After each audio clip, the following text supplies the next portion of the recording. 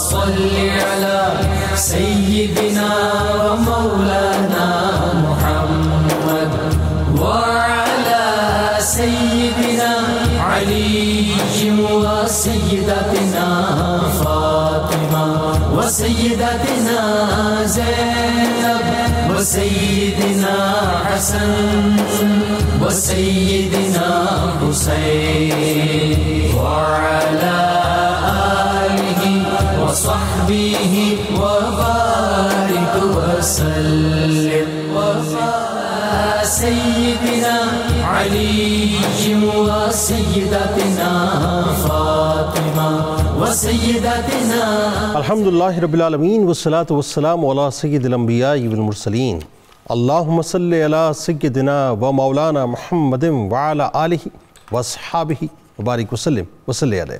دنیا کے تمام دیکھنے والوں کو، تمام چاہنے والوں کو، تمام پیار کرنے والوں کو، اور جہاں جہاں تک اس وقت میری آواز کو سنا اور مجھے دیکھا جا رہا ہے، جنید اقبال کی جانب سے انتہائی محبت کے ساتھ السلام علیکم.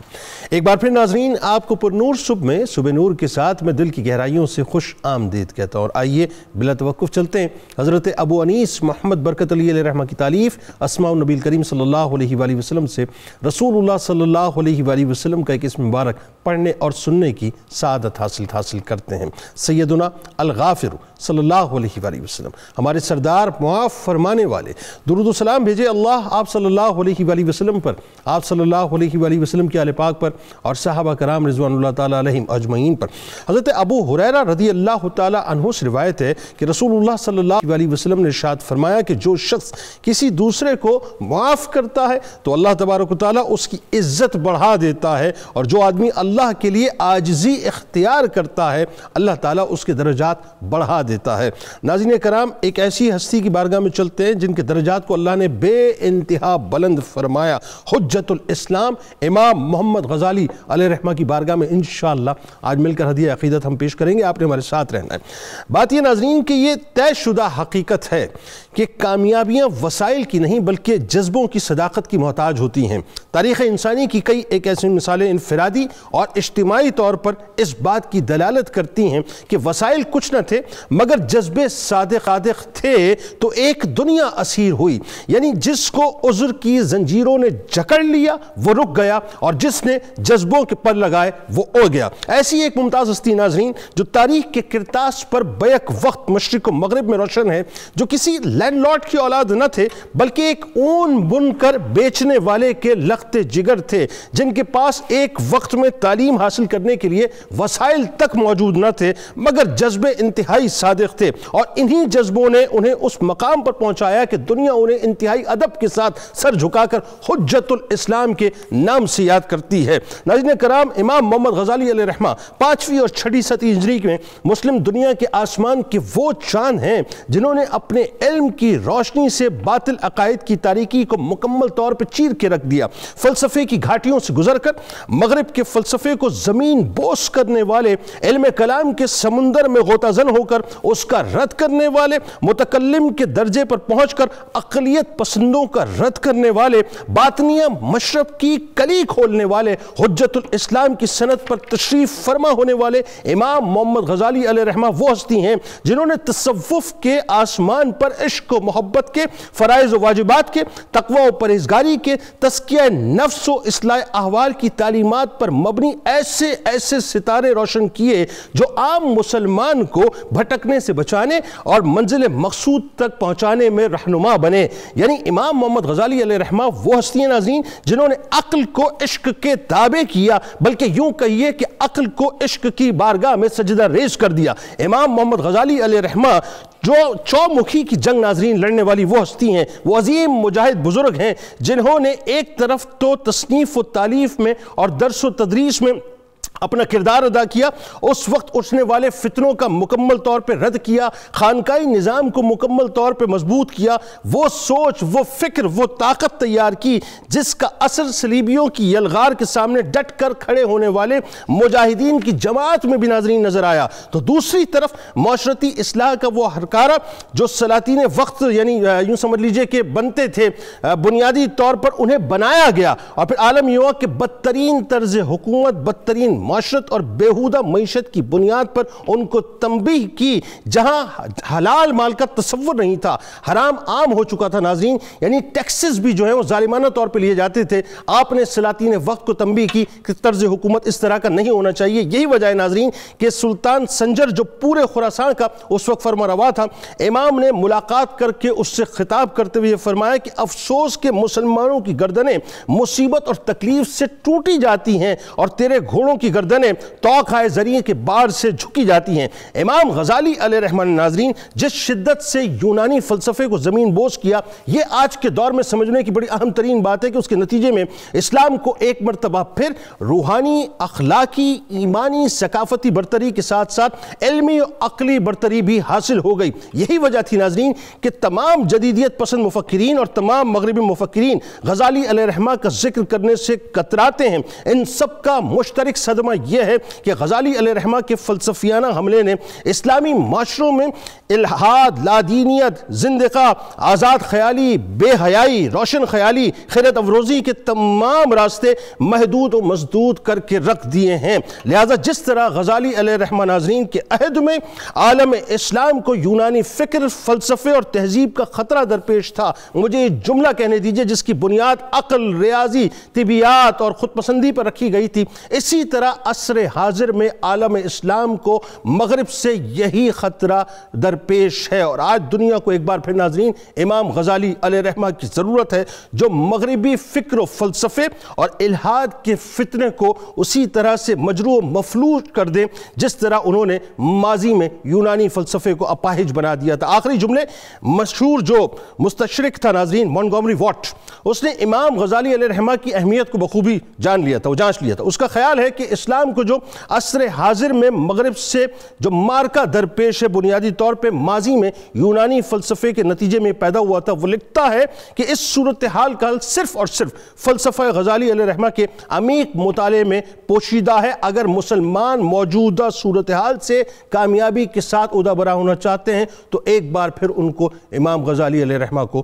دیکھنا ہوگا۔ آئیے آغاز کرتے ہیں ناظرین، تین شخصیات ہمارے ساتھ موجود ہیں جو یقیناً کسی بھی تعارف کی محتاج نہیں ہیں۔ پہلی شخصیت ممتاز عالم دین ہمارے بزرگ ہیں محترم جناب پروفیسر محمد سعید احمد خان صاحب تشریف فرما ہے۔ دوسری شخصیت ممتاز اسکالر محترم جناب ڈاکٹر محمد نوید اظہر صاحب ہمارے ساتھ موجود ہیں۔ تیسری شخصیت ممتاز عالم دین جناب علامہ محمد اشفاق مدنی صاحب ہمارے ساتھ تشریف فرمائے۔ تینوں آپ کو السلام علیکم، خوش آمدید۔ آغاز کرتے ہیں پروفیسر صاحب آپ سے، شخصیت بہت اہم، بہت بڑی، اور ظاہر ہے یہ 5ویں اور 6 جو صدی ہجری ہے جو فتنہ بپا ہوا تھا، ظاہر ہے یونانی فلسفے کا، خاص طور پہ الحاد کا فتنہ، عقلیت پسندی کا، کہ ہر بات جو ہے وہ عقلیت کے پیمانے پہ دیکھی جا رہی تھی، اس میں گفتگو کرتے ہیں۔ لیکن سب سے پہلے یہ بتائیے کہ امام غزالی علیہ رحمہ کا بنیادی خاندانی تعارف، آپ نے جو ابتدائی تعلیم و تربیت حاصل کی اور اعلیٰ تعلیم کے لیے جس انداز سے آپ نے محنت و جد و جہد کی، یہاں وہ بات بھی سامنے آنی چاہیے کہ وسائل کچھ نہ تھے لیکن جذبے صادق تھے، بتائیے۔ بسم اللہ الرحمن الرحیم، اللہم صلی علی محمد کما تحب و ترضی۔ بہت شکریہ محترم جنید اقبال صاحب۔ آج ہم جس ہستی کا ذکر کرنے لگے ہیں وہ حقیقی معنوں میں نبی اکرم رحمت عالم صلی اللہ تعالی علیہ وسلم کے اس ارشاد کہ العلماء ورثۃ الانبیاء، علماء انبیاء علیہ السلام کے وارث ہیں۔ اور سیدنا امام غزالی رحمۃ اللہ علیہ کا نام جب ہمارے سامنے آتا ہے تو مولانا روم علیہ رحمہ کا یہ شعر ہمارے سامنے آ جاتا ہے کہ علم را گر بر جاں زنی یار شود، علم را گر بر تن زنی مارے بود۔ علم اگر اپنی نمائش کے لیے ہو تو سانپ ہے، اور اگر اللہ کی رضا کو اجاگر کرنے کے لیے ہو تو یقینی طور پر وہ یار ہے، دوست ہے، ساتھی ہے۔ امام غزالی رحمۃ اللہ علیہ 6 صدی ہجری کے وہ چمکتے دمکتے ستارے ہیں جن کی روشنی قیامت تک آنے والے علماء کے لیے ایک مثال بنی رہے گی۔ امام محمد بن احمد غزالی توسی، یہ آپ کا تعارف ہے، اور یہ مبارک نام یعنی آپ کے دادا کا، آپ کے پردادا کا، ان کے باپ کا، اس بات کو ظاہر کرتا ہے کہ یہ خاندان اسلام کے ساتھ کتنی محبت رکھنے والا تھا۔ سبحان اللہ۔ آپ کے والد جیسا کہ آپ نے بھی ذکر کیا کہ وہ رزق حلال کے لیے کسب کرتے تھے، لیکن اپنے وقت کے امام وہ جو ان کے شہر میں موجود تھے راحتکانی، ان کے ساتھ ان کی نسبت ہونے کی بنا پر ان کے درس میں بیٹھتے اور ان کے دل میں یہ امنگ جنم لیتی کہ کاش اللہ مجھے بیٹے دے اور میں ان کو اسی طرح دین کا خدمت گزار بناؤں، دین کی خدمت کے لیے وقف کروں، وہ دین کا علم حاصل کریں۔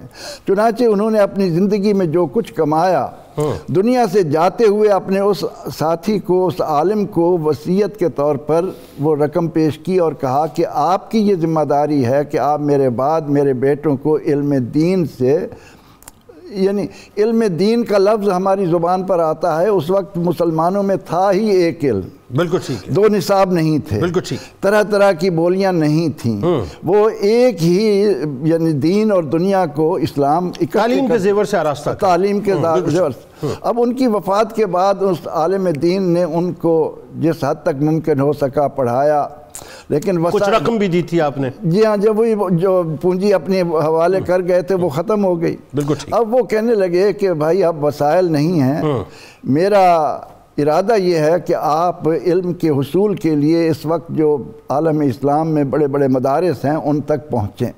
اب امام غزالی رحمۃ اللہ علیہ کے اندر اللہ تعالیٰ نے جو صلاحیتیں رکھی تھیں، جو شوق رکھا تھا، ان کی بنا پر پہلے آپ جرجان گئے اور اس کے بعد آپ نیشا پور پہنچے، اور یہ بات بھی ہمیں یاد رہے کہ یہ وہ دور ہے کہ تمام مسلم حکمران علم کی سربلندی کے لیے، علم کی اشاعت کے لیے کوشاں رہتے تھے، اور ہر علاقے میں اتنے مدارس کا جال تھا، جگہ جگہ یونیورسٹیاں قائم ہو چکی تھیں، لیکن 2 مرکز بہت اس وقت اہم تھے۔ ایک سلجوکیوں کا دور تھا اور مطلب بڑی ایکسپینشنز ہو رہی تھی اس حوالے سے۔ اس وقت بغداد اور نیشا پور یہ 2 علاقے علم کا مرکز تھے۔ چنانچہ جب آپ نیشا پور پہنچے تو وہاں پر امام الحرمین عبد الملک بن عبداللہ جوینی رحمۃ اللہ علیہ، جو آفتاب علم کیا ایک شہرت تھے، ایک نامور تھے، ان کی خدمت میں رہے، اور اس وقت جنید صاحب علم حاصل کرنے کا، اعلیٰ تعلیم کے لیے جد و جہد کا جو لفظ آپ نے بڑا خوبصورت استعمال کیا، یہ ہوتا تھا کہ اساتذہ لکھوائے جاتے تھے، زبانی املا کرواتے تھے، اور ان کو تعلیقات کہا جاتا تھا۔ ٹھیک ہے۔ امام غزالی رحمۃ اللہ علیہ نے وہاں رہ کر محنت کی اور تعلیقات جمع کی۔ اب واپس آتے ہوئے اتفاق سے آپ کا قافلہ ڈاکوں کے ہاتھوں لٹ گیا، اس میں آپ کی پونجی بھی چلی گئی۔ اب آپ کو صدمہ ہوا کہ میں نے اتنی محنت سے جو اپنا علم کاغذ کے اوپر لکھا، نوٹ کیا، آج وہ میرے پاس نہیں ہے۔ یعنی قطع کلام کی معذرت، اس کو آسان لفظوں میں لوگوں کو سمجھانے کے لیے کہ یہ اس وقت ہمارے پاس ہم جو کچھ بھی مٹیریل وغیرہ ٹائپ کرتے ہیں اپنے کمپیوٹر وغیرہ پہ، لیپ ٹاپ پہ، ہم اس کے پرنٹ آؤٹس لے لیتے ہیں، جتنے چاہے پرنٹ آؤٹس لے لیں، وہاں تو کوئی کتابت کا مطلب جو اس طرح سے پرنٹنگ کا کوئی نظام ہی نہیں تھا، جو کچھ لکھا جا رہا ہے بس وہی ہے سارا۔ اب آپ نے ارادہ کیا کہ ڈاکوں کے سردار سے جا کر کہیں کہ میرا علم چوری ہو گیا ہے، وہ مجھے واپس کر دیں۔ جب آپ نے جا کر ڈاکوں کے سردار سے کہا کہ میرے سامان میں میری محنت ہے وہ مجھے واپس کی جائے، تو اس نے ایک جملہ کہا جس نے امام غزالی رحمۃ اللہ علیہ کی زندگی میں انقلاب برپا کیا۔ وہ کہنے لگا کہ تمہارا علم چوری ہو گیا، تمہارا علم کاغذ کا ٹکڑا تھا۔ یہ بات آپ کو اس طرح لگی کہ اپنی تعلیقات کو لا کر 3 سال مسلسل انہیں ایک ایک حرف کے طور پر اپنے سینے پر رقم کرنے کے بعد پھر آپ نے اپنے لیے علم کے جو دروازے کھولے اور انہوں نے آپ کو جن بلندیوں پر پہنچایا وہ آج امام غزالی کے نام سے موسوم ہے۔ یعنی یہ ابتدائی گفتگو میں ڈاکٹر صاحب یہ مقدمہ تو قائم ہو گیا، اور یہ میرا خیال ہے اس وقت جتنے بھی نوجوان طبقہ ہمارا سننے والا ہے، خاص طور پہ ہمارے یہاں جو اف اگر مگر بٹ کے ہم چکر میں الجھتے نا کہ اگر ایسا ہوتا تو ہم ایسا کرتے، اگر ایسی فیسلٹیز ملتی تو ایسا ہم کرتے، اگر یہ سہولیات ہوتی تو پھر ہم ترقی کر کے بتاتے، یہ تمام باتیں جو ہیں وہ مفروضوں پر مبنی ہیں۔ اصل بات یہ کہ جذبہ صادق ہوتا ہے تو انسان نکل جاتا ہے، یہ امام غزالی علیہ رحمہ کی شخصیت میں نظر آتا ہے۔ اب ذرا یہ بتائیے، آپ کی زندگی کے ہمیں 4 ادوار بڑے خاص نظر آتے ہیں، یعنی آپ یہ دیکھیے کہ فلسفے سے لے کر تصوف تک کی دنیا کا جو سفر ہے اس کے اندر بڑا تنوع نظر آتا ہے، بڑی ویریشن نظر آتی ہے آپ کی شخصیت میں، اور پھر وہی بات ہے کہ پہنچی وہیں پہ خاک جہاں کا خمیر تھا۔ بتائیے ذرا۔ اللہ اکبر، بہت شکریہ۔ امام غزالی رحمۃ اللہ علیہ بڑی حیرت انگیز شخصیت ہیں، اور آپ کو غوث پاک رحمۃ اللہ علیہ پر اور حضرت ابن عربی پر اور مولانا روم پر تقدم زمانی حاصل ہے، واہ۔ اس لحاظ سے آپ کی کوششیں اولین کوششیں ہیں اصلاح امت کے لیے اور زیادہ قابل قدر ہیں۔ آپ کی زندگی میں 4 گروہ تھے، متکلمین کا، فلاسفہ کا، باطنیہ کا اور صوفیہ کا۔ بالکل ٹھیک۔ تو آپ نے صوفیہ کے علاوہ تمام گروہوں کو دیکھا اور اس نتیجے پر پہنچے کہ ان کے پاس حقیقت نہیں ہے، یہ صرف پوسٹ کی بات کرتے ہیں اور ان میں خامیاں ہیں۔ ٹھیک۔ متکلمین کا اس زمانے میں انداز یہ تھا کہ وہ عقائد اسلام کو قرآن و سنت کے دلائل سے ثابت کرتے تھے۔ ٹھیک ہے۔ آپ نے فرمایا کہ اس طرح تو وہی آدمی مان سکتا ہے جو قرآن و سنت کو مانتا ہے، ٹھیک ہے۔ جو ان کا انکار کرتا ہے اس کو مذہب کے قریب لانے کا کیا طریقہ ہے؟ واہ، اس کے لیے تو عقلی دلائل ہونے چاہیے۔ بالکل ٹھیک۔ فلاسفہ کا طریقہ یہ ہے کہ وہ عقل سے بات کو ثابت کرتے ہیں اور عقل حواس کے تابع ہوتی ہے اور حواس دھوکہ کھا جاتے ہیں، ٹھیک۔ تو ان کے پاس بھی کوئی یقینی علم نہیں ہے۔ باطنیہ فرقہ جو تھا وہ مصر میں تھا اور صدیوں تک اس کی حکومت رہی۔ اس کا عقیدہ یہ تھا کہ وقت کا جو امام معصوم ہے وہ جو قرآن و سنت کی اصطلاحات کی تشریح کرتا ہے وہی درست ہے۔ تو یہ گویا اسلام کو ماڈرن کرنے اور من مانی تشریح کرنے کا ایک انداز تھا۔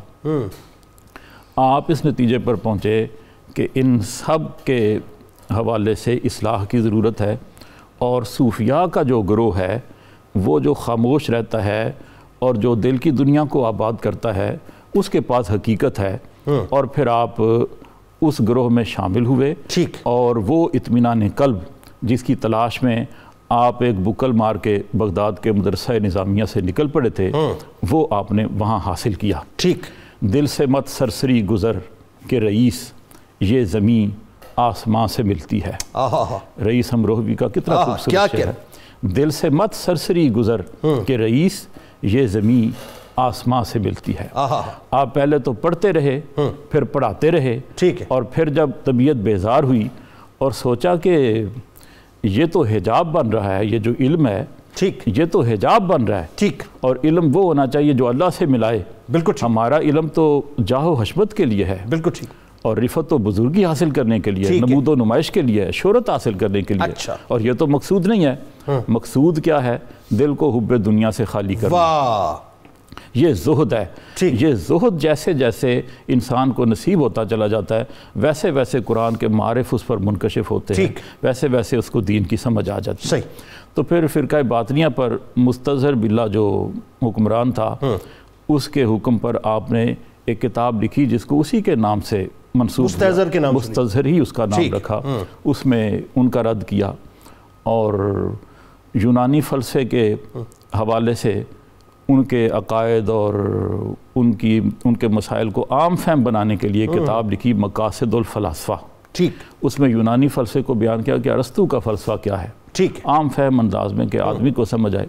پھر دوسری کتاب میں اس کا بطلان واضح کیا، ٹھیک، کہ یونانیوں سے کہاں کہاں غلطیاں ہوئی ہیں اور ان کے کون کون سے عقائد جو ہیں وہ اسلام کے مطابق نہیں ہیں اور مذہب کو نقصان پہنچاتے ہیں۔ 20 عقائد کا آپ نے ذکر کیا کہ یہ عقائد ان کے درست نہیں ہیں، اور 3 عقائد کا ذکر کیا کہ یہ کفری عقائد ہے۔ اور وہ 3 عقائد یہ تھے کہ ان کا خیال تھا فلاسفہ کا کہ اجساد کا حشر نہیں ہوگا، قیامت کے دن روحانی عذاب ہوگا، ایک تو یہ تھا۔ دوسرا مسئلہ یہ تھا کہ اللہ تعالیٰ کو کلیات کا علم ہے، جزیات کا علم نہیں ہے۔ اللہ۔ اور تیسرا مسئلہ یہ تھا کہ یہ کائنات جو ہے مادہ ماقبل سے بنی ہے، گویا مادہ ازلی ہے۔ ٹھیک ہے۔ اس پہ پھر بعد میں ابن رشد نے اعتراضات بھی کیے، لیکن امام غزالی کا فرمان یہ ہے کہ اگر یہ عقائد ہوں تو یہ کفری عقائد ہے۔ ٹھیک ہے۔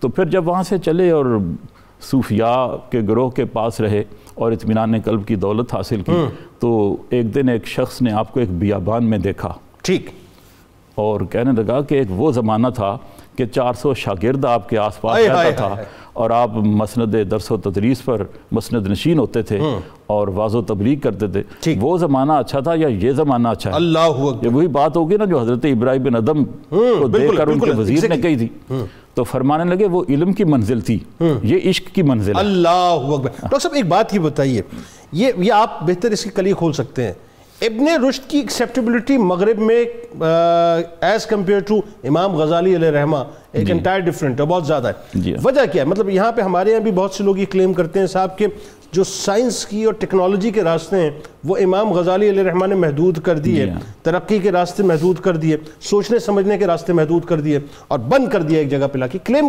صحیح ہے کیا ہے یہ؟ بس کسی حد تک تو آپ کہہ بھی سکتے ہیں کہ تصوف جو ہے نا وہ باطنی اصلاح پر زور دیتا ہے. ٹھیک ہے. اور وہ کہتا ہے کہ کوئی بھی ایسا کام نہیں کرنا چاہیے جس کا مقصود رضا الہی نہ ہو. ٹھیک ہے. نہیں لیکن اگر ترقی اس اعتبار سے ہو کہ اس میں رضا الہی بھی شامل ہو نا. جی ہاں. علم تو ظاہر ایکسپلور کرتا ہے نا. تو علم کو ایکسپلور کرنے کے راستے تو بند نہیں کیا نا. میں آپ کو بتاتا ہوں انہوں نے منع تو نہیں نہ کیا، وہ تو خود اپنے دور کے تمام متداول اور مروجہ علوم پر دسترس رکھتے تھے. ٹھیک. اور باقی جو ان کے بعد پھر صوفیہ آئے جیسے ابن عربی ہیں، جدید سائنس ان کے سامنے گھٹنے ٹیک کر کھڑی ہے. بالکل ٹھیک. مولانا روم جو ہیں وہ سائنس کو بھی جانتے ہیں، وہ مذہب کو بھی جانتے ہیں، دیگر علوم کو بھی جانتے ہیں. تو دوسری وجہ یہ ہے کہ امام غزالی صرف فلسفی نہیں تھے، انہوں نے تو فلسفہ چھوڑ دیا تھا. ابن رشد نے ساری زندگی جو ہے وہ فلسفیانہ انداز میں بسر کی اور علم اور سائنس کو ہم آہنگ کرنے میں کردار بلکہ یہ کہیے کہ اس وقت کا بیسکلی سائنس فلسفہ ہی تھا نا بنیادی طور پہ، اور جتنا یورپ تھا وہ وہاں پہ آ کے جامعہ نظامیہ جو ہے اس سے استفادہ کرتا تھا. تو اس میں علامہ صاحب یہی بات تھی نا کہ آپ نے بنیادی طور پر اس فلسفے کو جو اس وقت کی سائنس تھی اس کو تابع کر دیا قرآن و سنت کے اور اس سے ریلیونٹ کر دیا. اچھا اب ذرا یہ بتائیے کہ آپ کی زندگی میں سیاسی اثرات بھی خاصی نمایاں نظر آتے ہیں. سلاطین وقت سے آپ کا بڑا تعلق نظر آتا ہے، اور ایک آپ کی زندگی کا ایک ٹرانزٹری پیریڈ ہے. ایک پیریڈ وہ ہے کہ جہاں پہ آپ کو جاؤ حشم جو ہے وہ اچھا لگتا تھا، اور ایک پیریڈ وہ ہے کہ جہاں پہ آپ نے جو ہے وہ باقاعدہ ببانگ دوہل للکارنا شروع کیا سلاطین وقت کو. وہ کیا ہوا ذرا بتائیے. بسم اللہ الرحمن الرحیم. امام غزالی وہ شخصیت ہیں جو ایک عام آدمی سے لے کر حکمران تک سبھی کے لیے ہدایت کا سامان کر کے گئے ہیں.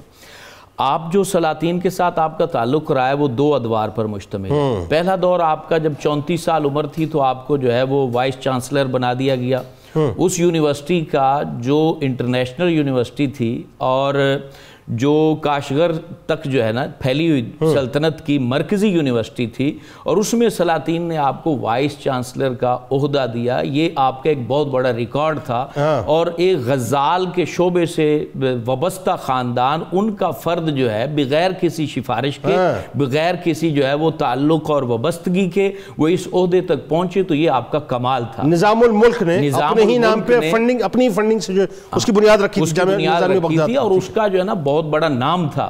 اب وہاں تک جو آپ پہنچے ہیں وہ آپ اپنے علم کی بنیاد پر پہنچے ہیں، اپنے اس فن کی بنیاد پر پہنچے ہیں جس کے سامنے اس وقت کے بڑے بڑے مناظر، بڑے بڑے محقق، بڑے بڑے فلسفی جو ہے وہ بے بس نظر آتے ہیں. آپ وہاں تک پہنچے اور پہنچنے کے بعد آپ نے جاہ و حشمت وہ حاصل کی جو بندہ جس تک اس کی عقل بھی نہیں پہنچ سکتی. ایک وقت میں جو آپ لباس پہنا کرتے تھے وہ 500 دینار کا ہوتا تھا، بہترین سواری ہوتی تھی. اس کے بعد پھر آپ پر جب اللہ تبارک و تعالیٰ نے روحانیت کے دروازے کھولے اور آپ 12 سال جو ہے وہ گوشہ نشین ہو گئے، اور پھر آپ جب دمشق سے واپس پھر بغداد آتے ہیں، یہ آپ کا سلاطین وقت کے ساتھ جو ہے وہ دوسرا دور جو ہے وہ شروع ہو جاتا ہے آپ کے تعلق کا. اچھا اس میں قطع کلام کی معذرت، یہ بھی بتائیے گا وہ امام الحرمین کی بھی ایک انسپریشن تھی اس میں، کہ ان کا سلاطین وقت سے جو تعلق تھا اس میں بڑا ان کا پروٹوکول، ایک راہ و رسم والا معاملہ تھا، وہ انسپریشن پہلے دور کے اندر موجود تھی. ہاں وہ دور میں موجود تھی، لیکن جب آپ روحانیت مکمل طور پہ حاصل کر چکے تھے، آپ کے دل کے دروازے کھل چکے تھے، آپ کی نظر و فکر بہت بلند ہو چکی تھی، تو آپ کے دل میں یہ القاء ہوا، الہام ہوا کہ تمہیں دوبارہ بغداد جانا چاہیے جو اس وقت تباہی پھیل چکی ہے. کیونکہ اس وقت جو ہے وہ اسلامی سلطنت جو سلجوکیوں کے پاس موجود تھی وہ اس وقت برباد ہو رہی تھی. یعنی شاہ سلجوکی کے جو بیٹے تھے وہ باہم آپس میں لڑ رہے تھے، فتنہ فساد پھیل رہا تھا اور ایک بہت بڑی سلطنت کو خطرہ لائق تھا.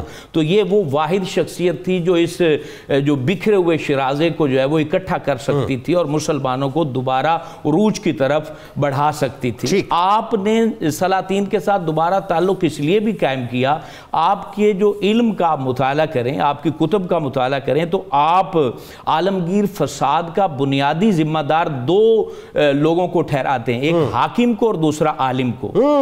کہ علم جب چھپایا جاتا ہے تو فساد پھیلتا ہے، اور حاکم جب عمل نہیں کرتا اور حاکم جب شہوت پرستی میں بڑھ جاتا ہے تو پھر فساد پھیلتا ہے. اچھا ایک بات یہاں پہ علامہ صاحب خاص طور پہ ذرا بتائیے، اور یہ بات میں تھوڑا سا دیکھنے اور سننے والوں کے لیے سمجھنا چاہتا ہوں کہ وہ جو جتنا فتنے کا دور تھا اس اعتبار سے کہ ایک طرف تو ظاہر ہے جو سلجوکیوں نے جو ہے یونیورسٹیز کا قیام، مدارس کا قیام، اس کو ایکسپلور کر رہے تھے، مساجد کو، دوسری طرف جو یہ فتنہ نظریاتی فتنہ تھا وہ پورے مطلب معاشرے کے اندر ایکسپلور کر چکا تھا، حلال حرام کی تمیز ختم ہو چکی تھی، اور سلاطین جو ہے وہ اس کا حصہ بنے ہوئے تھے، اس صورت میں کھڑا ہونا بڑا مشکل ترین کام تھا۔ اب یہ قبلہ بات یہ ہے کہ یہ جتنا یونیورسٹیوں کا قیام ہے یہ شاہ سلجوقی کے دور کا ہے، وہ میں عرض کر رہا ہوں، اس کی وفات کے بعد جو ہے اس کے بیٹوں نے فساد پھیلا دیا تھا، اور وہ ایک چھوٹی سی بات پر پوری سلطنت لوگوں کو بانٹ دیا کرتے تھے، اور اس وقت حلال حرام کی تمیز اٹھ چکی تھی۔ اس وقت امام غزالی جب بغداد میں آئے، پہلا دور تھا کہ 500 درہم کا اور دینار کا لباس پہنتے تھے، دوسرا دور یہ تھا کہ آپ کے لباس کو پیوند لگے ہوئے ہوتے تھے، اور اس وقت آپ نے جو قلم اٹھایا اور حکمرانوں کی جو آپ نے اصلاح کی، اگر آج اسمبلی میں اس کو جو ہے وہ نصاب بنا دیا جائے، اگر آج ہماری قومی اسمبلی میں صوبائی اسمبلی میں ان کے ان مکتوبات کو نصاب بنا دیا جائے امام غزالی نے حکمرانوں کو لکھے ہیں، تو یقین جانے یہ فساد ختم ہو جائے، کچھ بتائیے نا اس میں، یہ تباہی ختم ہو جائے۔ آپ نے پہلی بات لکھی وقت کے وزراء کو، کہا کہ صرف تم اس بات پہ نہیں چھوٹ جاؤ گے کہ تم ظلم نہیں کرتے، بلکہ تم سے یہ بھی پوچھا جائے گا کہ تمہارے غلاموں نے کتنا ظلم کیا ہے، تمہارے خدام نے کتنا ظلم کیا ہے، جو حشمت جن کو تم نے عطا کی ہے انہوں نے کتنا ظلم کیا ہے، اس بارے میں بھی تم سے پوچھا جائے گا۔ یہ اس وقت قلم اٹھایا جا رہا ہے جب لوگ ڈرتے تھے کہ ہم بات کریں گے تو مارے جائیں گے، ہماری گردنیں اڑا دی جائیں گی۔ اس وقت امام غزالی بھرے دربار میں بول دیا کرتے تھے کہ یہ ظلم ہے اور تمہیں عدل کو نافذ کرنا ہوگا، اور عدل کے نفاذ کے بغیر تمہیں جو ہے نا وہ تمہاری پوچھ گچھ ہوگی۔ اور ساتھ میں آپ کیا تحریر کرتے تھے؟ آپ یہ بھی فرمایا کرتے تھے کہ میدان معاشر میں اگر حاکم کو عرش کا سایہ ملے گا تو سب سے بڑی سزا بھی حاکم کو ہی ملے گی، اگر اس نے اپنی سلطنت کے اندر انصاف کو، عدل کو، اس نے جو ہے نا برابری کو نہ نافذ کیا تو اس کو سزا بھی سب سے بڑی ملے گی۔ تو اس زمانے کے اندر امام غزالی کا یہ حق بولنا، یہ سچ بولنا، اس نے ان کو اتنی عزت عطا کی کہ آپ چھوڑنا چاہتے تھے اور حاکم کہتے تھے کہ حضور اب تو ساری آبادی آپ کے دم قدم سے ہمیں چھوڑ کر آپ کہاں جاتے ہو؟ کاش کہ ان کے دل میں اتر جائے آپ کی بات۔ ناظرین کرام ہمارے ساتھ رہیے، درود پاک سرکار علیہ السلام کی بارگاہ میں مل کر پیش کرتے ہیں، اور جب لوٹیں گے انشاءاللہ تو آپ کو بتلائیں گے کہ یہ آسان کام نہیں تھا جو امام غزالی علیہ الرحمہ نے اس معاشرے میں ادا کیا۔ ناظرین بہت عظیم ترین کام ہے۔ پھر آپ کو پتہ ہے کہ جو کروسیڈز تھے، جو صلیبی مطلب تھے، ناظرین آپ کو پتہ ہے وہ جو صلیبی جنگیں ہوئی ہیں، اس کے پیچھے جہاں شیخ عبدالقادر جیلانی رضی اللہ تعالیٰ عنہ کا بہت بڑا روحانی کردار ہے، وہاں پر امام غزالی علیہ الرحمہ بھی نظر آتے ہیں، کیسے وہ آپ کو بتلائیں گے، ہمارے ساتھ رہیے۔ لیکن لوٹوں گا تو آپ کو ذرا بتاؤں گا ایک احیاء العلوم کے حوالے سے ایک روایت ناظرین حسد کے حوالے سے، ایک کنفرم جنتی ہے، وہ کون کنفرم جنتی ہے وہ آپ کو درود پاک کے بعد انشاءاللہ بتائیں گے۔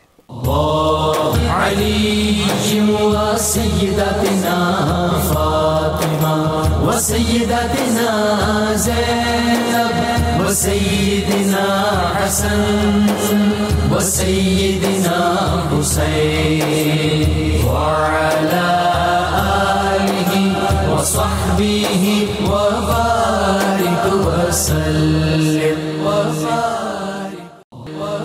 ایک بار پھر ناظرین میں آپ کو خوش آمدید کہتا ہوں۔ حجت الاسلام حضرت امام محمد غزالی علیہ الرحمہ کی بارگاہ میں ہدیہ عقیدت پیش کر رہے ہیں۔ ایک کنفرم جنتی کے بارے میں ناظرین آپ کو بتلاتا ہوں، توجہ سے سنیے۔ احیاء العلوم میں جہاں حسد کا چیپٹر، اس چیپٹر میں آپ ایک روایت لے کے آتے ہیں، اس کا مفہوم میں آپ کے سامنے پیش کرتا ہوں۔ حضرت انس رضی اللہ تعالیٰ عنہ فرماتے ہیں کہ ہم رسول کریم صلی اللہ علیہ وآلہ وسلم کے ساتھ بیٹھے ہوئے تھے، اور سرکار علیہ السلام جو ہے وہ لب کشائی فرما رہے تھے، تو آپ نے فرمایا کہ ابھی اس گھاٹی سے ایک جنتی شخص نمودار ہوگا۔ ہم نے دیکھا کہ ایک شخص نمودار ہوا، وہ انصاری تھا، اور اس کی داڑھی سے وضو کا پانی ٹپک رہا تھا، اور اس کے بائیں ہاتھ میں اس کی جوتیاں تھیں۔ اس نے آ کے سلام کیا، اور سلام کرنے کے بعد وہ چلا گیا۔ دوسرے دن بھی ایسا ہی ہوا، ہم سرکار علیہ السلام کے ساتھ بیٹھے تھے، سرکار علیہ السلام نے فرمایا ابھی اس گھاٹی سے ایک جنتی شخص اٹھے گا۔ جیسے ہم نے دیکھا تو وہی شخص، اور اسی انداز سے وہ آیا، سلام کیا، چلا گیا۔ کہتے ہیں کہ تیسرے دن بھی یہی ہوا، سرکار علیہ السلام نے فرمایا اس گھاٹی سے ایک جنتی شخص اٹھے گا۔ ہم نے دیکھا وہی انصاری آئے، اور اسی انداز سے آ کے وہ سلام کر کے چلے گئے۔ اب مجھ میں تجسس پیدا ہوا۔ کون فرما رہے ہیں؟ حضرت عبداللہ بن عمر رضی اللہ تعالیٰ عنہ فرماتے ہیں کہ میں اب دیکھنے لگا کہ معاملہ آخر کیا ہے۔ بہرحال میں اس شخص کے پیچھے پیچھے گیا، میں نے جا کے ان سے سلام دعا کیا، اور سلام دعا کرنے کے بعد میں نے اجازت چاہی کہ میں 3 دن آپ کے پاس رکنا چاہتا ہوں۔ ٹھیک ہے جی، آپ رک جائیے۔ اب میں دیکھنا چاہتا تھا کہ عمل کیا ہے، کہ بھئی کنفرم جنتی، اور جنتی بھی ایسے کہ سرکار علیہ السلام فرما رہے ہیں، اور 1 دن نہیں، 2 دن نہیں، 3 دن۔ تو میں دیکھنا چاہتا تھا کرتے کیا تھے۔ بہرحال کہنے لگے جی رات میں نے ان کے معمولات دیکھے تو مجھے کوئی ایسی خاص بات نظر نہیں آئی، وہ تو سو جاتے تھے، ہاں لیکن ہر کروٹ پہ اللہ کا ذکر کرتے رہتے تھے، اور جب صبح کی اذان ہوتی تو وہ نماز کے لیے اٹھ جایا کرتے تھے، اور ان کے ذکر کی آواز جو میں سنتا تھا تو قریب تھا کہ میں یہ سوچتا کہ ان کا عمل تو بڑا معمولی سا ہے۔ بہرحال ہوا یہ کہ جب میں ان کے پاس سے جانے لگا تو میں نے ان کو بتلایا کہ سرکار علیہ السلام سے تو میں نے آپ کے بارے میں یہ کچھ سنا اور سرکار علیہ السلام نے آپ کے لیے بشارت دی ہے، لیکن آپ کیا ایسا عمل کرتے ہیں سمجھ میں مجھے نہیں آیا۔ تو جواب میں انہوں نے فرمایا کہ جو عمل میں کرتا ہوں وہ آپ نے دیکھ لیا۔ بہرحال جیسے ہی وہ پلٹنے لگے تو انہوں نے ان کو آواز دی، اور آواز دینے کے بعد بلایا اور بتایا کہ میں ایک عمل کرتا ہوں، وہ بڑا میرا خیال ہے کہ اللہ کی بارگاہ میں شاید مقبول ہو گیا ہے۔ وہ عمل یہ ہے کہ اللہ تعالیٰ کسی مسلمان کو جو کچھ بھی عطا کرتا ہے میں اس سے حسد نہیں کرتا۔ انہوں نے فرمایا ہاں بے شک پھر یہی بات ہے کہ اللہ تبارک و تعالیٰ نے اس بنیاد پر آپ کو وہ درجہ عطا کیا ہے کہ سرکار علیہ السلام نے ایک مرتبہ نہیں، 2 مرتبہ نہیں بلکہ 3 مرتبہ فرمایا کہ یہ جنتی ہیں۔ کنفرم جنتی بننا چاہتے ہیں نا ناظرین، تو اس دل کے اندر سے اس بات کو نکال دیجئے کہ اللہ نے کس کو کیا عطا کیا ہے، اس دل میں اس بات کو بسا لیجئے کہ اللہ نے جو مجھے عطا کیا ہے بس وہ سب سے بہترین تقسیم ہے، اس سے اچھی کوئی بات نہیں ہے۔ انگلی اٹھانا چھوڑ دیں قدرت کی تقسیم پہ، اللہ کی تقسیم پہ راضی ہونا شروع ہو جائیں۔ آئیے جی آغاز کرتے ہیں وہیں سے امام غزالی علیہ رحمہ کی دینی خدمات، تعلیمات اور آپ رحمۃ اللہ علیہ کی تصانیف۔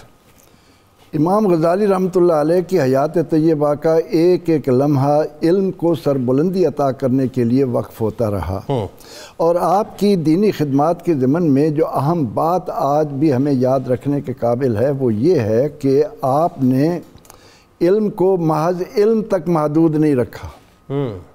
علم بہت تھا لیکن اس کے ساتھ حکمت اور تزکیہ اس کی کمی تھی۔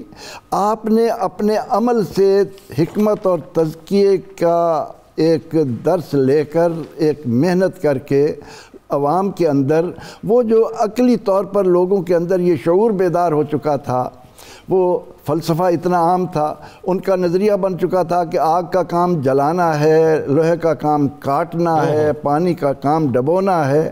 آپ نے ان پر واضح کیا کہ نہیں، یہ سب کچھ اللہ کے حکم سے ہو رہا ہے۔ بے شک پانی ضرور غرق کرتا ہے لیکن اللہ نہ چاہے تو موسیٰ علیہ السلام کا لباس دار نہیں ہوتا۔ لوہا کاٹتا ضرور ہے اس وقت جب اللہ کا حکم ہو، جب اللہ کا حکم نہ ہو تو ابراہیم علیہ السلام لوہے کو اسماعیل کے گلے پر کتنا بھی چلائیں وہ نہیں کاٹتا۔ آگ جلاتی ضرور ہے لیکن آگ نہیں جلاتی، اللہ کا حکم چلتا ہے۔ اگر اللہ چاہے تو آگ جلائے، وہ نہ چاہے تو نمرود کی آگ ابراہیم کا بال بھی بیکا نہیں کر سکتی۔ تو آپ نے دینی تعلیمات کو عام کرنے کے لیے درس کے ساتھ خانقاہ کا تصور دیا کہ علم کے ساتھ عمل بھی ضروری ہے۔ عمل کے بغیر علم جو ہے وہ انسان کے وجود پر ایک بوجھ ہے، وہ تو ایسی ہے جیسے قرآن نے کہا کہ گدھے پر کتابیں لاد دی جائیں۔ تو امام غزالی رحمۃ اللہ علیہ نے دینی تعلیمات کے ضمن میں ایک تو یہ انقلاب برپا کیا۔ اچھا، ایک درس و تدریس بھی چل رہی ہے، مطلب ٹیچنگز بھی چل رہی ہیں، ساتھ ساتھ خطبات کا سلسلہ مجمع عام سے بھی چل رہا ہے، اور خانقاہ بھی چل رہی ہے، اور اس میں یعنی میں آپ کی تعلیمات کے ضمن میں ایک بات عرض کروں گا اختصار کے ساتھ۔ تو آپ رضی اللہ عنہ، آپ رحمۃ اللہ تعالی علیہ جو ہیں، انہوں نے دینی خدمات کے ضمن میں ہمارے سامنے نمونہ یہی رکھا کہ ساتھ ساتھ عمل کو بھی اہمیت دی جائے، اور اس ضمن میں آپ کے خطبات میں علماء کو جو تصوف سے بیگانہ تھے جس انداز میں للکارا، وہ ہمارے لیے مشعل راہ ہے۔ اچھا، اصلاح احوال پہ بڑا کام کیا، تعلیمات آپ کی اصلاح احوال پہ بڑی مبنی ہے۔ جی ہاں، وہ آپ یہ دیکھیں نا کہ وہ آپ فرماتے ہیں کہ مال حرام سے صدقہ دینا ایسا ہے جیسے پیشاب سے ناپاک کپڑے کو دھویا جائے، اور وہ دھل ہی نہیں سکتا، ظاہر ہے۔ یہ آپ کی تعلیمات کے اندر آپ دیکھیں گہرائی کتنی ہے۔ آپ فرمایا کرتے تھے کہ کتے سے 5 خصلتیں سیکھو، کیا کہ وہ بھوکا ہوگا لیکن مالک کا در نہیں چھوڑتا۔ دوسری بات کیا ہے؟ پوری رات جاگ کر مالک کے گھر کی رکھوالی کر رہا۔ اللہ اکبر۔ تیسری بات اس میں کیا ہے کہ کتنا ہی مارو در چھوڑ کر کہیں اور نہیں جائے گا۔ واہ، کیسی کیسی حکمتیں ہیں اس کے اندر. اور چوتھی بات فرمایا کہ اس کا اپنا کوئی مکان نہیں ہوتا. اور پانچویں بات فرماتے ہیں کہ وہ اپنے پاس مال نہیں رکھتا. یہ امام غزالی رحمۃ اللہ علیہ نے ان مثالوں کے ذریعے لوگوں کے قلوب و اذہان پر جو دستک دی، اس کی بنا پر وہ آج تک دلوں میں زندہ ہیں اور قیامت تک زندہ رہیں گے. امام غزالی رحمۃ اللہ علیہ نے اپنی زندگی میں علم حاصل کیا، دینی خدمات سر انجام دیں، اور اس کے بعد آپ نے اتنا لکھا کہ آپ کی کتابوں کی تعداد بعض کے نزدیک 475 کے قریب ہے، بعض نے 221 کے قریب بتائی ہے. لیکن ان تمام کتابوں میں جن کتابوں کو شہرت ملی ہے وہ ان میں احیاء العلوم جس کا آپ نے ذکر کیا، کمال کتاب ہے. انسان کے اخلاق اور اعمال پر جو وہ نتائج مرتب کرتی ہے وہ اس کے مطالعے سے، یعنی وہ فرائض و واجبات اور سنن سے لے کر وہ اصلاح احوال تک ایک کثیر سلسلہ ہے اس میں. اس کے علاوہ آپ نے جوہر القرآن، قرآن کے تفسیری نکات اتنی تفصیل کے ساتھ دنیا کو عطا کیے. کیمیائے سعادت آپ کی مارکت الکتاب ہے. منہاج العابدین کو لیں، کہ نام کیسا ہے، منہاج عابدین کے لیے منہاج. آج جو عابد بننا چاہتا ہے وہ اس طریقے پر اپنے آپ کو چلائے. تو آپ نے وجیز کے نام سے کتاب لکھی، رسالت القدسیہ لکھا، اور آپ نے عقیدت المصباح جیسی کتابیں تصنیف کی. تو سیدنا امام غزالی رحمۃ اللہ علیہ نے ہمارے لیے، ہم طالب علموں کے لیے یہ رہنمائی دی ہے، جیسے آپ نے بھی شروع میں کہا کہ جذبات اپنے قابو میں لاؤ اور ایک ارادہ مصمم کر لو. اللہ تعالیٰ تمہارے لیے مشکلات کو آسان کرتا چلا جائے گا. اور میں حیران ہوتا ہوں، 55 سال عمر ہے اور اتنی عمر میں آپ اتنا کام کر گئے ہیں جو صدیوں پر. اچھا، وہ آپ کچھ بتا رہے تو آف دا ریکارڈ مجھے کہ اتنے صفحے بنتے ہیں روز کے، وہ کیا تھا وہ ذرا بتائیے. یعنی آپ نے اتنا لکھا ہے، علماء کہتے ہیں کہ اگر اس کو ہم تقسیم کریں تو آپ کی زندگی کے ایک ایک دن پر 61 صفحات مشتمل ہوتے ہیں. اور یہ پریکٹیکلی پاسبل نہیں ہے، ویسے اگر نیکڈ آئی سے دیکھا جائے تو پریکٹیکلی پاسبل نہیں ہے. یہ اللہ کی عطا جب تک اس میں شامل. آپ کی زندگی تو شروع والی آپ دیکھیں کہ علم کے حصول کے لیے رہی، پھر آپ نے جیسا کہ سنا کہ 12 سال، اور وہ جو 12 سال آپ نے خانقاہوں اور بڑے بڑے علماء کی خدمت میں گزارے، اس میں ایک بڑی نکتے کی بات امام غزالی رحمۃ اللہ علیہ فرما گئے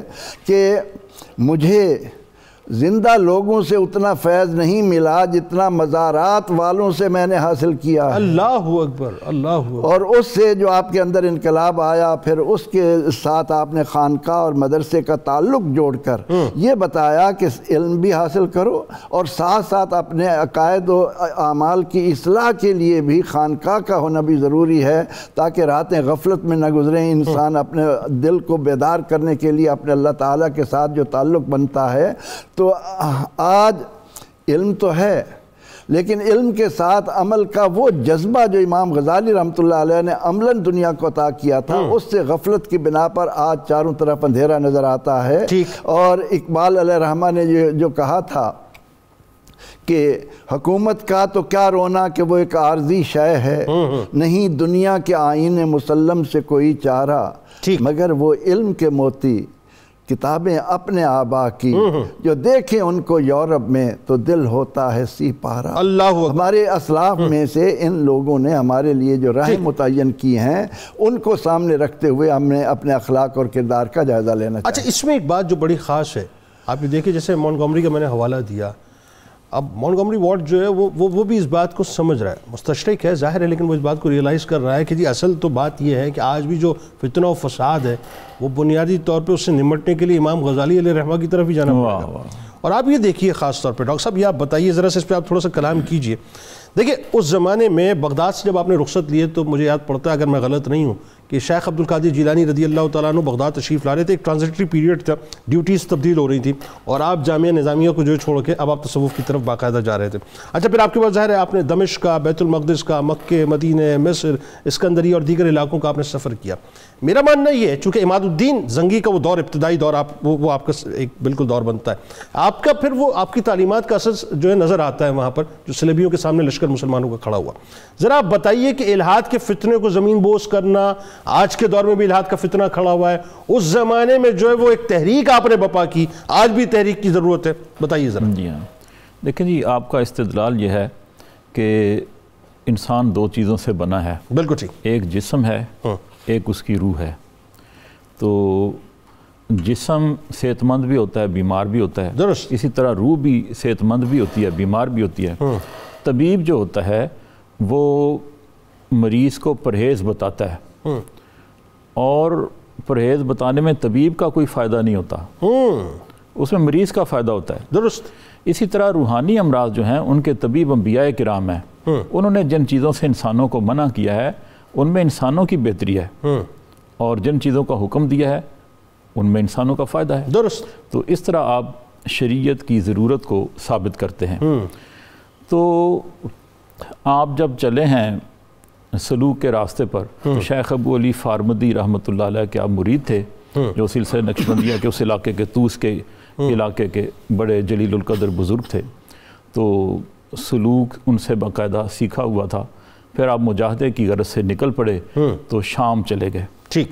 وہاں دمشق میں جامعہ اموی میں آپ نے گوشہ نشینی اختیار کر لی۔ درست۔ وہاں ایک حلقہ درس بھی رکھا، لیکن اس کے ساتھ مسجد کے مینار پہ چڑھ کے دروازہ بند کر لیتے اور وہاں خلوت گزینی اختیار کرتے اور مراقبہ کرتے۔ تو 2 برس قریباً لکھا ہے محققین نے کہ وہاں گزارے، اور پھر دیکھا کہ میری شہرت یہاں بھی پہنچی ہوئی ہے، اور یہ شہرت ہی میرے لیے حجاب بنی ہوئی ہے، تو اس کو میں ترک کروں۔ وہ کسی نے خطاب میں آپ کا حوالہ بھی دے دیا تو آپ وہاں سے بھی ہجرت کر گئے، تو آپ بیت المقدس تشریف لے گئے، وہاں پھر حجرہ نشین ہو گئے اور مراقبہ جاری رکھا۔ پھر وہاں سے الخلیل کے مقام پر آپ گئے اور سیدنا ابراہیم علیہ السلام کے مزار پاک پر حاضری دی، اور وہاں آپ نے 3 باتوں کا عہد کیا۔ وہ کیا؟ فرمایا کہ میں زندگی بھر کسی بادشاہ کے دربار میں نہیں جاؤں گا، ٹھیک ہے، اور میں کبھی کسی بادشاہ کا عطیہ بھی قبول نہیں کروں گا۔ درست۔ اور آپ نے فرمایا کہ میں کبھی کسی سے مناظرہ اور مباحثہ نہیں کروں گا۔ ٹھیک ہے۔ تو یہ نفس کشی کی جو ایک کیفیت تھی، اللہ، یہ آپ کو نصیب ہوئی، اور آپ تا دم آخر ٹھیک، ان 3 باتوں پر کاربند رہے۔ ٹھیک ہے۔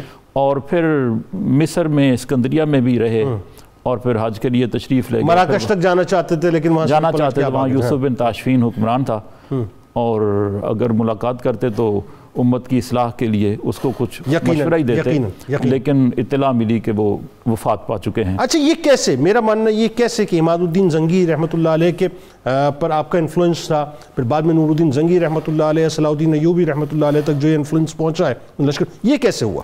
اچھا، میں آپ کو بتاتا ہوں، آپ نے اپنی ساری کتابوں میں، بے شمار کتابیں ہیں نا، ان میں حکومتوں پر تنقید نہیں کی، آپ نے اصلاح معاشرہ پر زور دیا ہے، ٹھیک ہے، انسانی رویے کو بدلنے کی کوشش کی ہے، اور فرد کی اصلاح پر زور دیا ہے، اور اس کا نصاب آپ نے مرتب کر کے دے دیا، اور اس کے فیوز جو ہیں وہ معاشرے میں پھیلے، اور معاشرے کے اندر تبدیلی آئی۔ درست۔ وہ جب تبدیلی آئی معاشرے کے اندر کہ معاشرہ اپنی کھوئی ہوئی اقدار کو واپس حاصل کرنے کے لیے تیار ہوا، اور ملت اسلامیہ کی آنکھیں کھل گئیں، تو ان میں سے پھر یہ مجاہدین اسلام پیدا ہوئے جنہوں نے بیت المقدس کی بازیافت کی، اور ان میں حضرت شیخ عبد القادر جیلانی بھی شامل ہیں، ان کی بھی نگاہ فیض اثر ہے کہ جس نے ایک بہت بڑی تعداد صلاح الدین ایوبی رحمۃ اللہ علیہ کی اتنی سپرٹ دی کہ وہ لوگ جو ہیں وہ ملت کی ڈوبتی ہوئی ناؤ کے ملاح بن گئے۔ تو آپ کی جو شخصیت ہے اس میں آپ کا تصوف کے حوالے سے نقطہ نظر یہ تھا کہ تصوف سیکھنے کی چیز ہے، پریکٹیکل چیز ہے، یہ کوئی ایسی چیز نہیں ہے کہ ہم کتاب سے پڑھ لیں۔ آپ فرماتے ہیں ایک بندہ صحت کی تعریف کو جانتا ہے، صحیح، اور دوسرا واقعتاً صحت مند ہے، ٹھیک ہے۔ ایک بندہ شکم سیری کی تعریف جانتا ہے لیکن بھوکا ہے، دوسرے کا پیٹ بھرا ہوا وہ شکم سیر ہے۔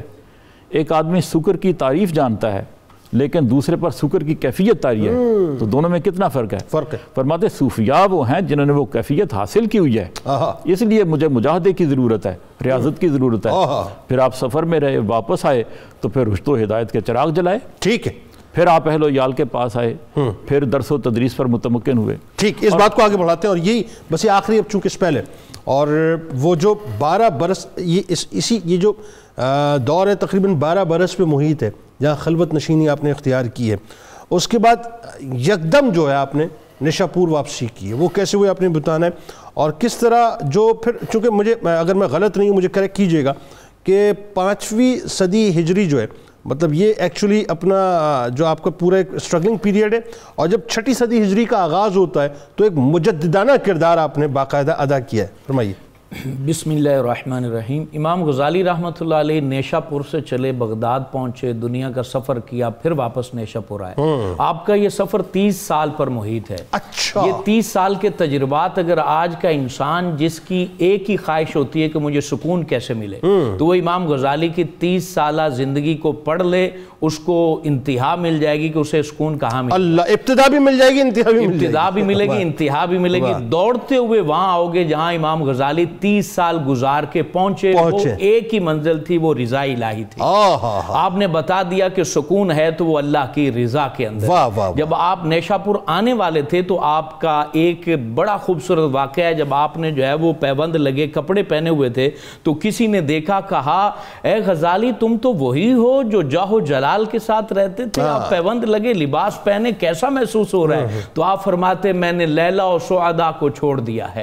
یعنی آپ نے اس عزت والی زندگی, اس مقام منصب کو معشوقہ کے ساتھ تعبیر کر کے کہا میں نے جب سے ان کو چھوڑا ہے مجھے اللہ کی محبت ملی ہے, اور جب سے اللہ کی محبت ملی ہے میرا رواں رواں منور ہو چکا ہے, میری نظر و فکر میں نور آ چکا ہے, میرے اندر وہ اطمینان پیدا ہو چکا ہے جو میں نے کبھی بھی آرام دہ بستر پر بھی حاصل نہیں کیا. اللہ کو جب پا لیا, پانے کے بعد پھر وطن کو لوٹے, نیشہ پور کی طرف لوٹے. تو کسی نے کہا کہ دوبارہ درس و تدریس کی طرف لوٹ رہے ہو؟ تو آپ نے کہا پہلا درس و تدریس جاہ و جلال کے لیے تھا, اب درس و تدریس جاہ و جلال کے ترک کے لیے ہے. پہلے میں پڑھاتا تھا, جو پڑھتا تھا اس کو جاہ و عظمت ملتی تھی, اب جو مجھ سے پڑھے گا تو وہ جاہ و عظمت کو چھوڑ دے گا. اور یہی بات ہے کہ آج وہ اگرچہ ظاہری طور پر پڑھا نہیں رہے, ان کی بات میں سچائی ایسی ہے, جو منہاج العابدین پڑھ لے, جو احیاء العلوم پڑھ لے, تو وہ جاہ و عظمت کو چھوڑ دیتا ہے, ترک کر دیتا ہے, اور اس کا رونگٹا اور اس کا رواں رواں اور اس کے دل کے قطرات, اس کی دھڑکنیں, اس کے سانسیں جو ہیں وہ اللہ تعالیٰ کے ساتھ مخلص ہو جاتی ہیں. اور پھر آپ اس ارادے کے ساتھ جب نیشہ پور پہنچتے ہیں, مدرسہ نظامیہ یہاں بھی قائم کرتے ہیں, اور اس کے ساتھ آپ خانقاہ قائم کرتے ہیں. اور یہ خانقاہ کا قیام ایک مجددانہ قیام تھا, اور اس کا پہلا جو تجدیدی کارنامہ ہے وہ ہے نظریہ علم کو آپ نے بدل کے رکھ دیا. پہلے نظریہ علم یہ ہوتا تھا کہ میں علم حاصل کروں, مناظرہ کروں, جدال کروں, جھگڑا کروں, بادشاہ کی مسند تک پہنچوں, بحث و مباحثہ کروں, لوگ مجھے مانے. انہوں نے اس نظریہ علم کو ختم کر دیا. کہا نظریہ علم یہ نہیں ہے کہ تم جو ہے وہ مخلوق سے جھگڑا کرو, نظریہ علم یہ ہے تم مخلوق کو فائدہ پہنچاؤ. یہ اپنی پوری زندگی کا جو نچوڑ مشاہدہ تھا, یہ کرکس آپ نے وہاں پہ یہاں پر آپ نے یہ بات کی, نظریہ علم کو آپ نے بدل دیا. اور پھر جو دوسری آپ کا تجدیدی کارنامہ تھا وہ یہ تھا, آپ فرماتے تھے کہ امر کو پا لینے سے بندہ منزل تک نہیں پہنچتا جب تک عامر کے ذوق کو نہ پا لے. مطلب حکم کو پورا کرنے سے آپ اپنے منصب کو نہیں پہنچ سکتے, مقام کو نہیں پہنچ سکتے جب تک حکم دینے والے کے ذوق کو نہ سمجھو. نماز پڑھ کے تم مقام کو کیسے پہنچو گے؟ نماز کے اندر رب کا ذوق کیا ہے, تمہارے اندر عاجزی پیدا ہو.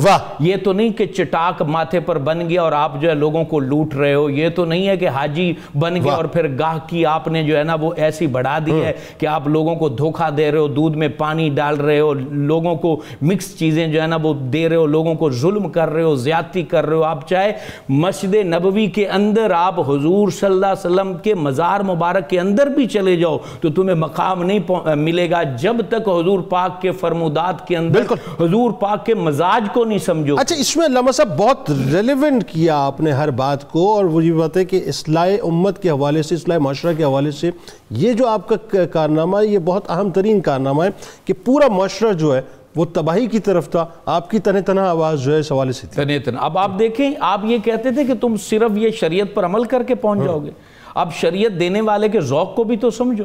اور تیسری چیز, چونکہ وقت تھوڑا ہے, جو آپ نے تجدیدی کارنامہ سر انجام دیا وہ سوسائٹی کو آپ نے ڈیویلپ کیا ہے. سوسائٹی کو جس طریقے سے آپ نے پرکھا ہے تاریخ میں کسی نے نہیں پرکھا ہے. آج بتائیے, اب مختصر وقت ہے, آج غزالی علیہ رحمہ کی کس حد تک ضرورت ہے؟ کیونکہ میں جہاں میں نے بات کا آغاز کیا تھا میں وہاں ختم کرنا چاہتا ہوں. اس وقت بھی الہاد کا فتنہ اپنے عروج پہ تھا, اور آج بھی 16% پوری دنیا 7.5 ارب کی آبادی میں میں تقریباً 1 ارب سے اوپر جو لوگ ہیں وہ مولیدین میں شامل ہیں. اب بتائیے کہ آج امام غزالی رحمہ کو ویسٹ جو ہے گھبراتا ہے آپ کے نام سے، لیکن ہمیں کتنی ضرورت ہے؟ اب ہمیں ضرورت اس طرح کہ آپ نے اس کا سبب بیان کیا، اگر اس کو ہم سمجھ لیں تو شاید الہاد کی دیواریں بن جائیں. آپ نے کہا الہاد پھیلنے کی جو بڑی وجہ ہے وہ ہمارے فرقے ہیں. آپ نے کہا جو ہمارے نظریاتی اختلافات ہیں، اور دوسری بات آپ نے کہی اہل علم کی بے عملی جو ہے یہ الہاد کی طرف قوم کو بڑھاتی ہے. چھوٹی چھوٹی باتوں کو یوٹیوب کے اوپر جناب ڈال دینا اور اس میں مناظرے کرنا، مباحث کرنا، جو فروعی مسائل ہیں ان کو اصولی مسائل بنا دینا، کہ یہ چیز لوگوں کو الہاد کی طرف بڑھاتی ہے. اہل علم کو عمل کرنا ہوگا، فرقوں سے نکلنا ہوگا، ایک رب اور ایک رسول کی محبت میں مست رہنا ہوگا، الہاد بھی رکے گا اور انشاءاللہ روحانیت بھی ملے گی. بہت شکریہ آپ تینوں احباب کا، آپ تشریف لائے. ناظرین کرام آئیے چلتے ہیں کتاب الشفا کی جانب، اور آج آپ کو بتلاتے ہیں کہ بہت سے لوگ ہیں جن کی زبان بند ہو جاتی ہے، اس کا علاج آپ کو بتلاتے ہیں انشاءاللہ کہ اگر کسی شخص کی زبان اچانک بند ہو جائے تو نماز فجر اور نماز مغرب کے بعد انتہائی یکسوئی کے ساتھ سورۃ التین 21 بار پڑھیں.